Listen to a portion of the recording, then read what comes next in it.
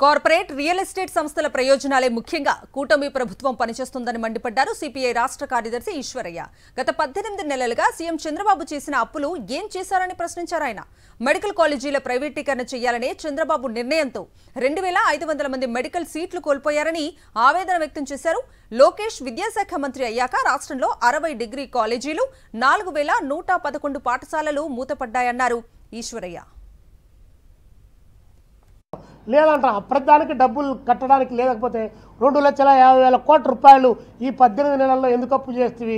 అప్పు చేసిన డబ్బులు పప్పులు బెల్లాలాగా ఎక్కడ పంచిపెడితే 17 మెడికల్ కాలేజీలు వచ్చాయి గత ప్రభుత్వం. మంచుకో చెడుకో 17 మెడికల్ కాలేజీలు తెచ్చింది గత ప్రభుత్వం.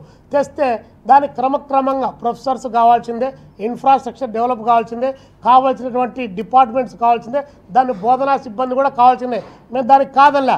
వచ్చిన గవర్నమెంట్ రంగంలో వచ్చినటువంటి మెడికల్ కాలేజీలు మేము నడపలేమని చెప్పి పీ అని బాగా పలకడానికి బాగుందని అద్భుతంగా పలకచ్చని చెప్పేసి 3 పీలని ప్రకటించేసి జనం మీద నెట్టేసి 17 మెడికల్ కాలేజ్ ప్రైవేట్గా చేస్తే 2500 మెడికల్ సీట్లు ఈరోజు పోతా ఉన్నాయి.